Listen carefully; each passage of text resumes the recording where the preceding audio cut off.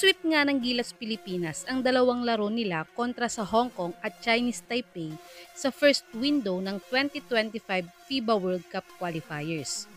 At madami ang nag-offer ngayon kay Coach Tim ng mga Europe countries na makipag-tune up games para sa 2024 Olympic qualifiers.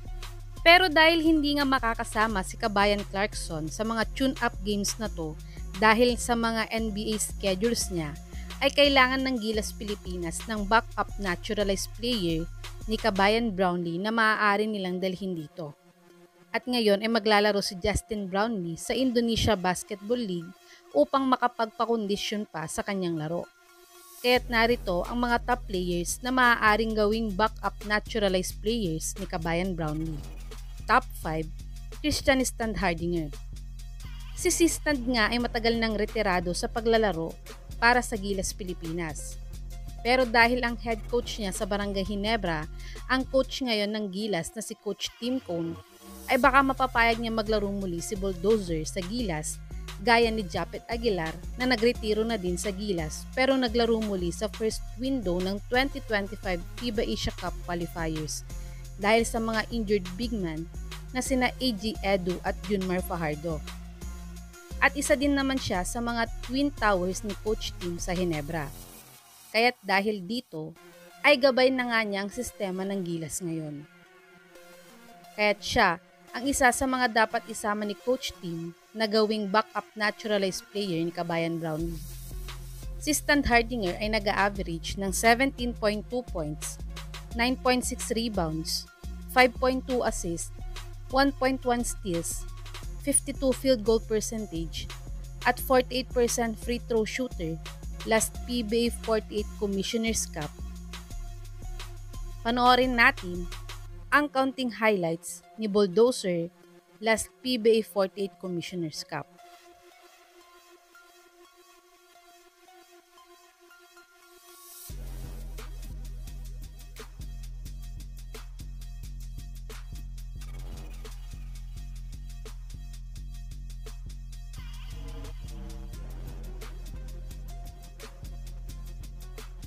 Top 4, Angelo Kwame. Si Kwame ay ang original backup naturalized player ng Gilas Pilipinas.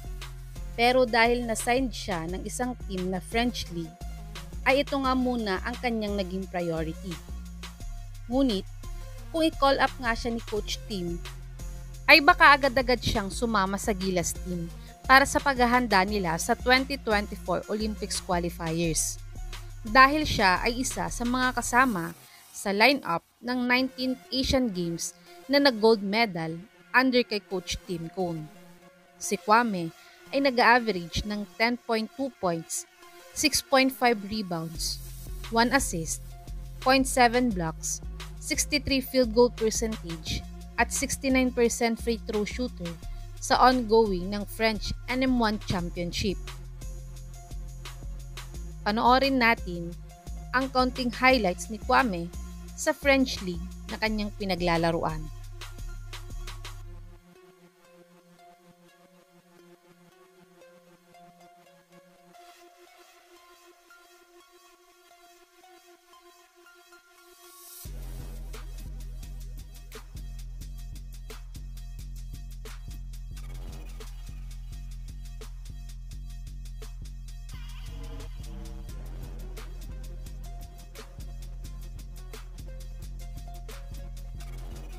Top 3, Tyler Bay.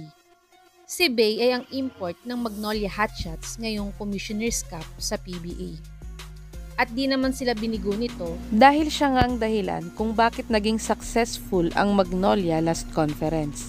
Pero sila ay nag-runner-up finish lamang last Commissioner's Cup. At ayon sa reports na to, galing sa source na si Sir Kinito Henson, ay si Tyler Bay nga daw ang front-runner ng Gilas ngayon na gawing naturalized player.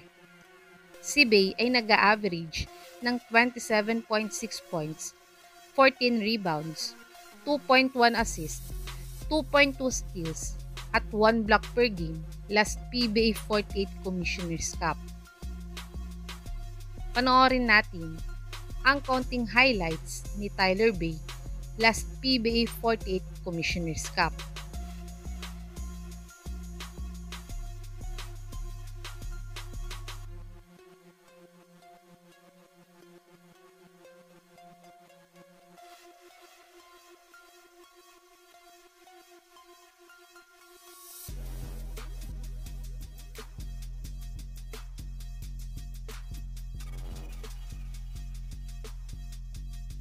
Top 2, Benny Boatwright.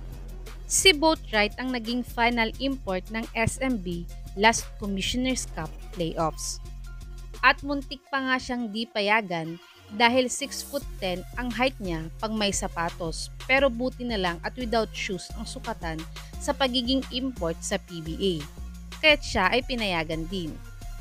At worth it naman ang pagkuha sa kanya ng SMB dahil isa siya sa mga dahilan kung bakit nag-champion muli ang SMB sa Commissioner's Cup. At ayon mismo kay Benny Boatwright, ay gusto talaga niyang maglaro sa Gilas at ito daw ay honor sa kanya at magandang opportunity ito upang represent ang Pilipinas. At ayon sa report ng Spin, ay ayon nga mismo kay Coach Tim Cone ay kinokontak na nga daw nila si Boatwright pero wala pa naman daw itong sagot sa kanila. Si Boatwright ay nag-a-average ng 40.3 points, 13.3 rebounds, 4 assists, 0.6 steals, at 0.6 blocks per game last PBA 48 Commissioner's Cup. Panoorin natin ang counting highlights ni Benny Boatwright last Commissioner's Cup.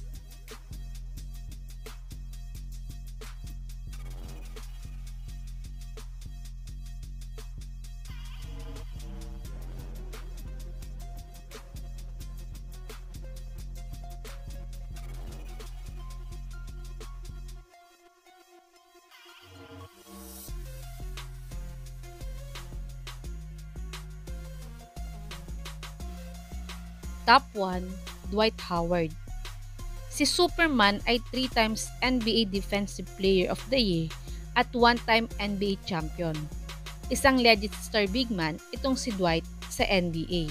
Pero dahil nagkakaedad na, ay wala nang ang teams ang kumuha kay Howard sa NBA. Pero ngayon, ay nasubukan pa din ang galing ni Howard nang maglaro siya para sa Strong Group Athletics para sa Pilipinas. At hindi naman niya sila binigo dahil na 7-0 nga nila ang tournament na to sa Dubai. Pero sa finals match-up nila kontra Al Riyadi Lebanon, ay swinerte lang talaga sa final seconds ang Lebanon kaya sila natalo dito. Pero si Dwight pa din ang isa sa mga dahilan kung bakit nakaabot ang SGA sa finals ng Dubai tournament na to.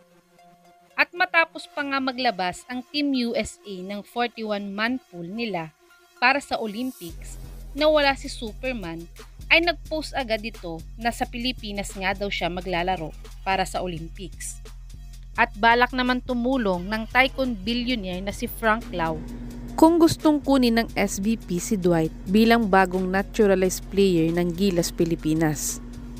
Si Howard ay nag-average ng 17.5 points, 10.5 rebounds, 1.1 assist, 2.6 blocks, 60 field goal percentage at 55% free throw shooter sa 33rd Dubai tournament.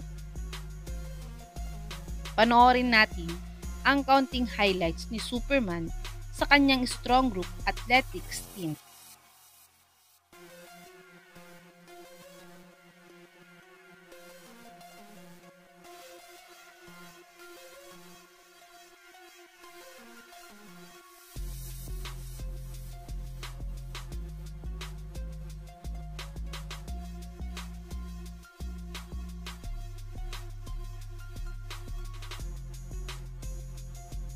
Ito ang mga top players na maaaring gawing backup naturalized player ng Gilas Pilipinas para kay Kabayan Brownlee para sa paghahanda nila sa 2024 Olympics Qualifying Tournament.